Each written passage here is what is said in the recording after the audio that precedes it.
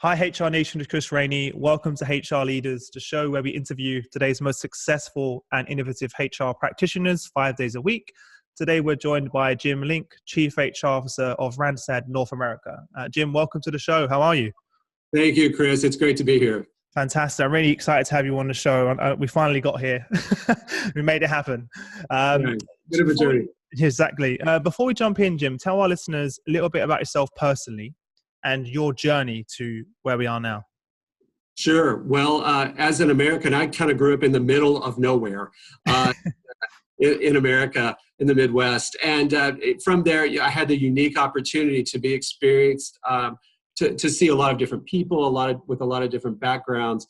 And I didn't start out my career wanting to be a human resources professional. I thought I wanted to be a lot of things before I figured out that between psychology and human interaction and sociology and business, that the best combination of that took the form of human resources. And so once I graduated university, I was happy to do cooperative education assignments and internships and really hit the ground running right after university in my first very junior human resources assignment. And I've been either working in human resources or acquisitions and mergers ever since. Amazing. And just like, what was the attraction? You mentioned some of the areas, but what was the attraction to human resources? Was it just a culmination of all of those different things that then you thought, okay, human resources is where I could be best served, let's say? I think I was probably 20 or 21, maybe a tad bit older, before I figured out that what really drives businesses around the world is their human capital.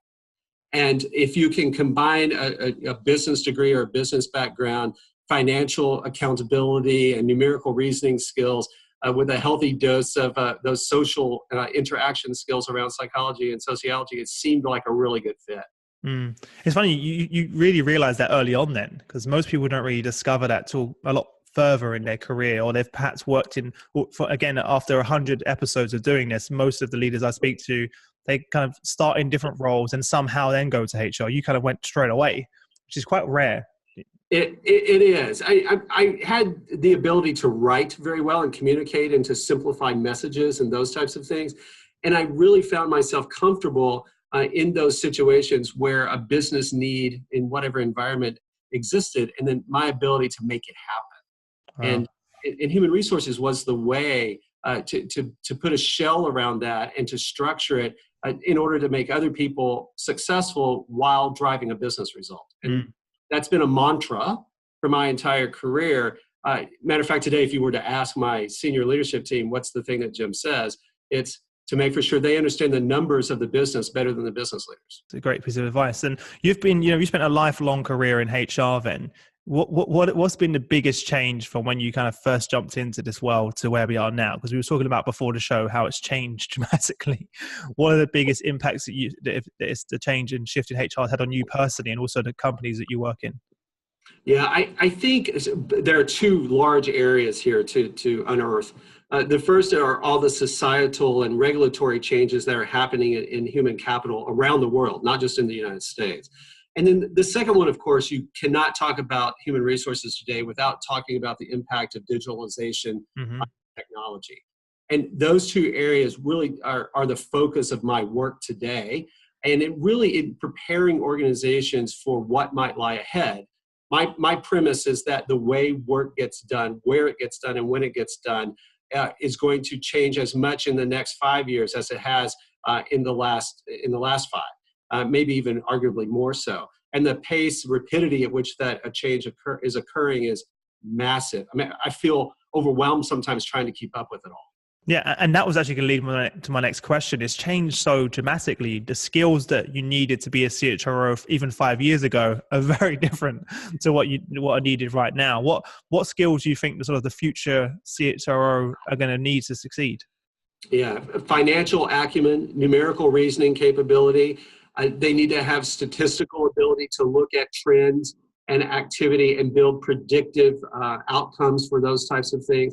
I'm spending more time, Chris, now hiring industrial engineers to work in human resources than I do human resources practitioners. Wow. And at the same time, how have you managed to keep your own, learning up to speed with this? What are some of the things that you do personally? Well, I spend a lot of time with clients and customers, so I get a lot of anecdotal feedback about the things that are perplexing them, that they're thinking about. And whenever I come upon one of those situations with a client or customer, or that I'm a bit confused myself, fortunately, I'm an avid student and learner. So just today, for example, before we started this podcast, I was working on one of Randstad's programs, which is leading for the future in transformational change. So preparing our entire leadership team and organization for what might lie ahead and giving them some of the softer and thinking skills that they need in order to get their own head around being ready for that. So I spent an hour digging through that course material myself today. And I always do things like I'm an avid reader of all things, including business context. And I read the Harvard Business Review every month, cover to cover. I'm constantly in online webinars and learning events. And I spend a lot of time in large group network sessions where that like-minded CHROs and other business leaders, as far as that goes, talk about their problems. And I take those back and then try to figure them out. Mm-hmm. So part of that future CHRO, then they have to have the ability to continue to be a continuous learner, right? Oh, clearly. I think it's any role, not just a CHRO. Yeah. I believe that the more time you spend in those types of activities, as long as, of course, you're focused on the outcome and the result. Sure.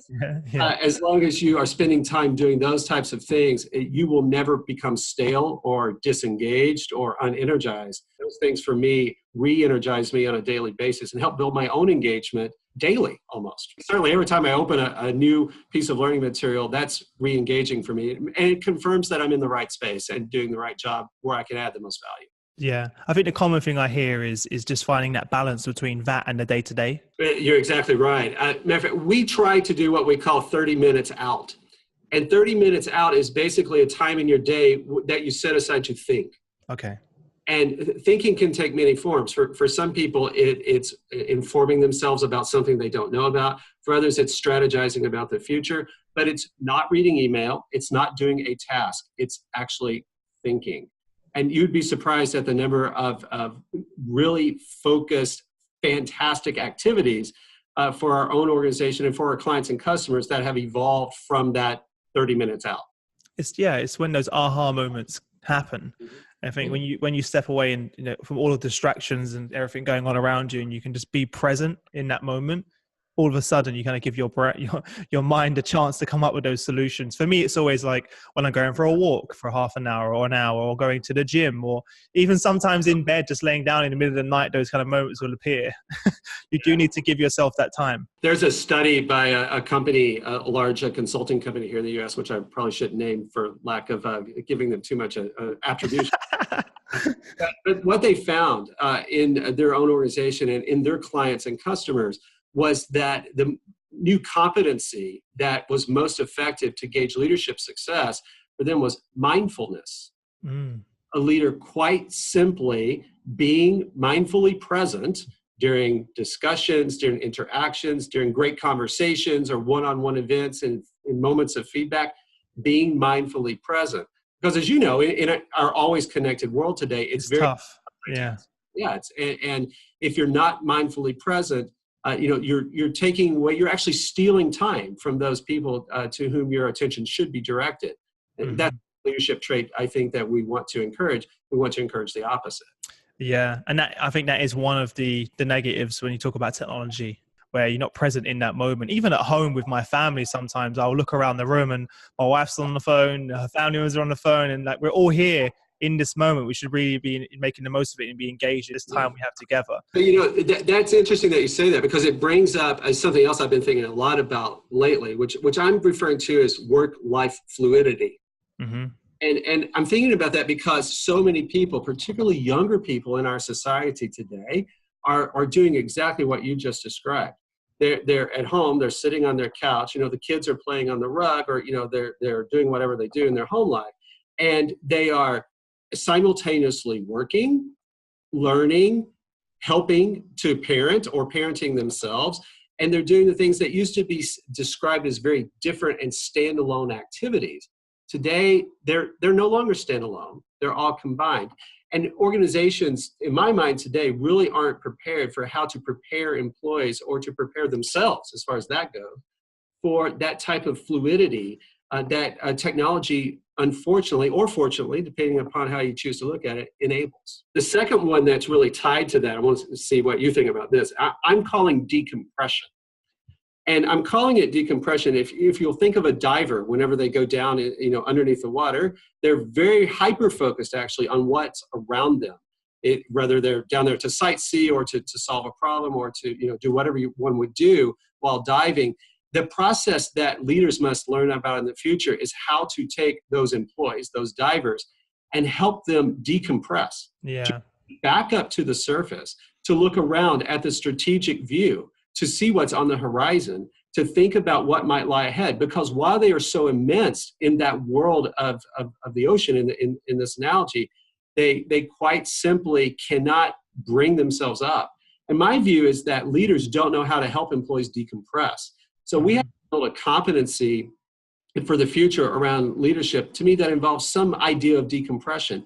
How do you take people who live in an always-on, digitally connected world, help them to surface to see what's really important and happening in the world around them, let alone to have a strategic thought. Yeah. So those things I'm kind of exploring how to talk to people about that, because people use different terms for it. But at the same time, we're seeing this more and more, both with those divers, but also with the leaders who are trying to help them decompress. Yeah, I completely agree with you. And the funny thing is, I see that trait in our most successful employees. To use your analogy, they've dived so far down. They're so immersed in the work. They're trying to get them to come up for air or to decompress it. And that's a slow, and it takes a lot longer to come back out of that. Yeah, I would encourage you to remember that you also have a personal P&L. Yeah, that's a great analogy. What does my personal P&L look like? Is that something you just came up with just now? Right off the cuff, my friend. Right off. What does your personal P&L look like? Related to that, I wouldn't necessarily call it a P&L in this example, but another thing that I'm spending a lot of time thinking about these days is the right amount of cognitive intelligence and emotional intelligence that leaders need to have.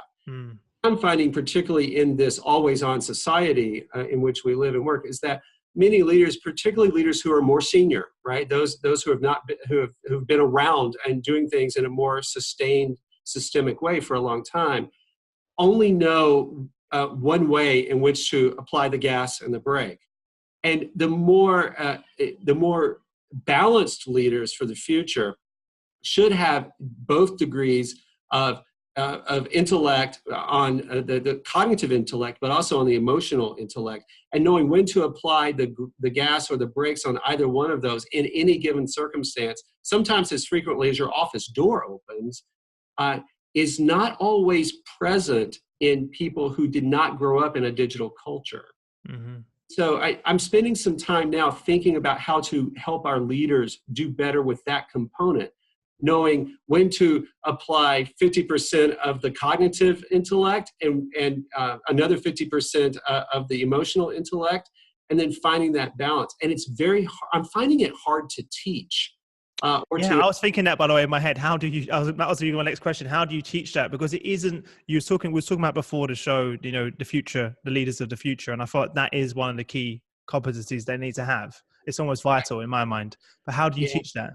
Well, I think this is the best place in the world to show reverse mentoring, where that you can point to or assign a more senior leader in an organization to someone who doesn't have those same constructs of leadership in their head, and watch and learn from each other. So to me, it's a bit of a mentoring, coaching, sponsorship type of solution.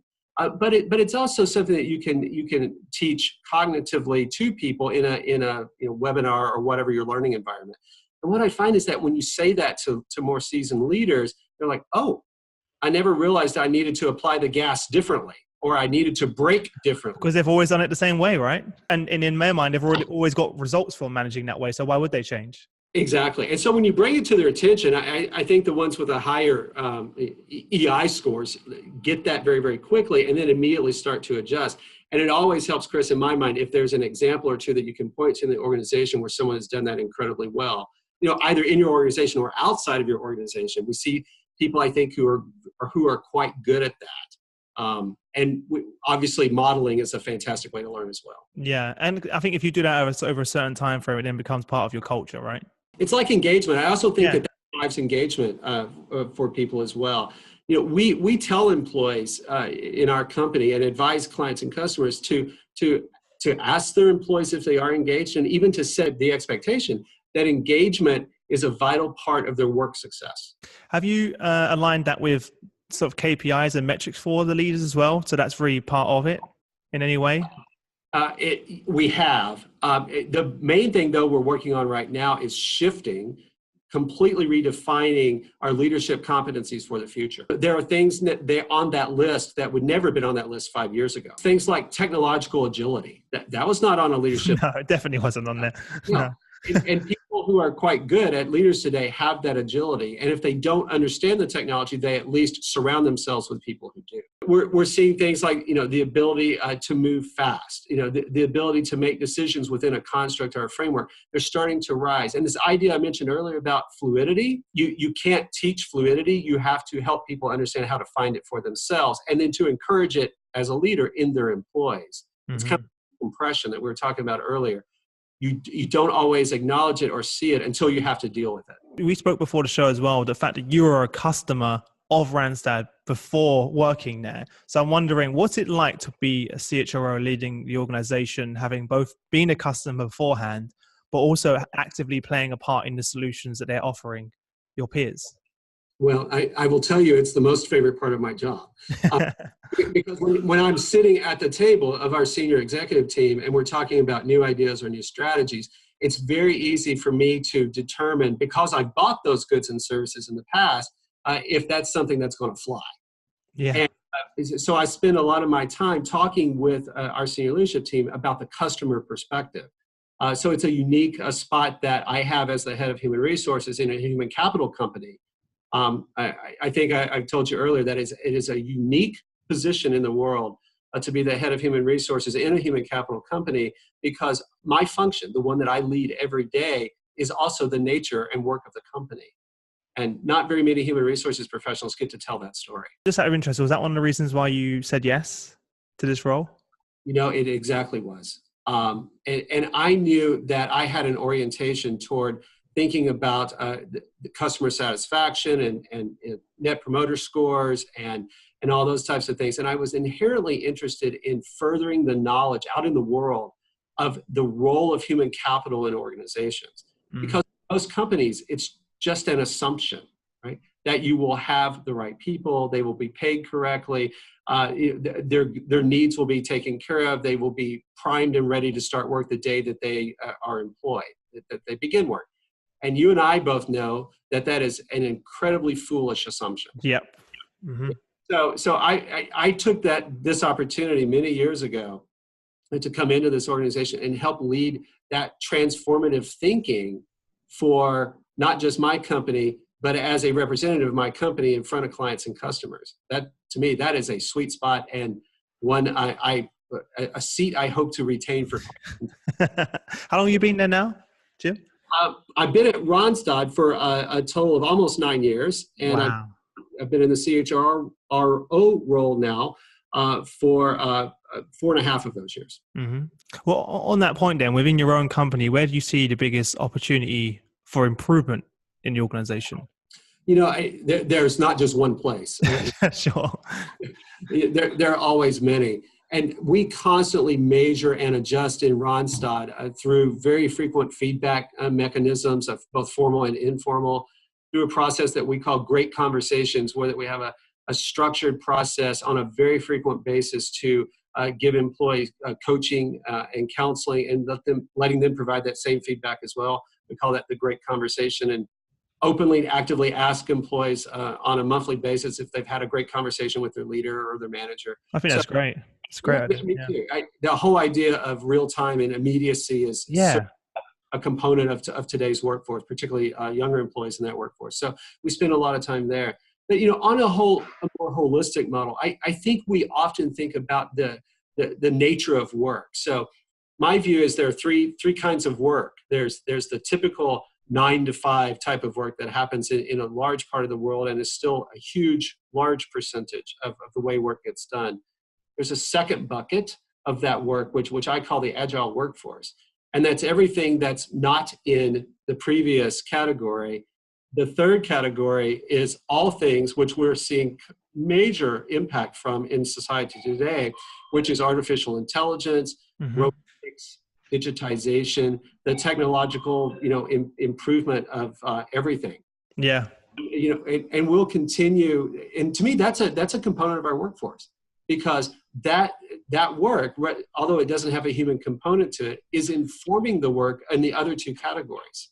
Yeah. And we shouldn't be afraid of it. Matter of fact, we should be embracing it, because it makes the work that we as humans do even better and more value adding, because all that work that occurs in the third artificial intelligence category can be done automatically, or at least in a more automatic way. We should actually grasp that and prize that, because that'll make our productivity and our output even more valuable for the users of that output. Yeah, and that's something that we're seeing more and more now. The future generations that are coming through, even us as a small business, we have automated so much in order for us to focus on value add tasks, or to be present in those moments like we discussed earlier, whether it's having a chatbot on our website, whether it's, the API integrations of all of the different technologies that we use to make sure everything's seamless, both for our customers and for ourselves. It's like, I almost couldn't operate in a world without that. It's really empowering me, and in HR, it's so it empowers you guys now to focus on those strategic elements, right? And so it's really exciting. I have a good story about this, and I'm dating myself a little bit to tell you, but I remember very, very early in my career, because I've always traveled relatively heavily, and I remember very, very early in my career being in an airport when you had to make a connection, and there would be these banks and banks and banks of telephones, and businessmen and women on those telephones standing in line to get to a phone. Wow. To make a phone call. Now, that's not been that long ago. When you think about it, in the big picture of things, it's not in the grand scheme of it, it really wasn't. Even when I'm speaking, my little nephew, who's like 9 years old, when I think about the technology he's using, or just the fact that he has a stable internet connection, I'm like, you have no idea. I was like, whenever I said to him recently, I was like, whenever mum used to jump on the phone, it used to cut off our internet connection, because you could only be on the internet or the phone, well, not one or the other. And he didn't understand it. I was like, no, before, you either be on the phone through that modem, or the modem was being taken up by the phone call. And he was just so confused. I was like, that wasn't long ago. That's like literally like 10 years ago. Yeah, it's not that long. And people really fail to understand that that rapidity, that pace of that change is only going faster. Yeah. So the work worlds that we are experiencing today, the when, the where, the how, the why work gets done, is going to change so much in the next 5 to 10 years. It may actually be unrecognizable. Yeah, and the companies that don't adapt will be significantly impacted, because this new generation of workers coming in expect that. They expect high-speed internet. They expect, a laptop that is, the platform they want to use. They don't want a Mac. They may want a Windows laptop, right? Sounds crazy, but these are things that people expect. Or something recently, which the CHRO mentioned to me, was like, Chris, I had a really surreal moment in my office when I asked one of my team members that I needed a hole puncher, and they said, "Oh, it's going to take a week to get there. We've got to run it through procurement, and then 2 weeks later you're going to get this." And he's like, "Well, how crazy is that I can just open up my phone on Amazon Prime now, and have it delivered in half an hour, Like, if you tell my young nephew that when he's older, that it's going to take him 2 weeks to get something he could walk across the road to pick up from the shop, he's going to be like, there's something really wrong here. That's exactly correct. And there are just more and more of those changes coming. Yeah. Companies will have to fight for their solvency. I mean, I completely believe that. So that's why Randstad, for example, is spending so much time teaching and preparing employees for that transformational work that lies in the very short term to prepare for the long-term future. Because if organizations aren't spending time today in that space, they're going to be in trouble. There's no doubt in my mind. And our society is already littered with examples of those who did not adjust fast enough to what might lie ahead. And we can name examples of that on this. It's funny because before there was only a few companies a year, every few years that were being disrupted, and now it's like every other week there's a new company you hear about this, gone out of business. It's really speeding up now. It's not in 5 years ago, it was like people were like, yeah, we're not in that category. We're not in that category of companies that are going to be disrupted. And now all of a sudden it's like the whole innovate or die is real. So it's really interesting. Well, look, Jim, this leads us quite nicely on before we wrap up to our quick fire round. I'm going to ask you 5 questions, and you have no longer than 30 seconds to give us some amazing answers. All right, I'm ready. Let's go. Are you ready? What was the number one thing that was holding you back from becoming a senior HR executive? The belief that I could do it. What's the best piece of business advice you've ever received? Behave in the business like you were running it. Oh, I wish I would have thought about that as a manager. What's one book do you'd recommend to our audience and why? There's an author actually there at the London Business School named Linda Groton, who's written all kinds of fantastic stuff about the future of work. And anything that she's written, you should read. I know her very well. She's keynoted many of our events in the past, so I'll definitely link that or many of the books in the description for all of you guys. Jim, could you share some internet resources that you use personally to stay up to date with current events and keep yourself informed? Sure. HarvardBusinessReview.org. You should clearly, for the best thinking, I think, in business out there today, you should be taking a look at that.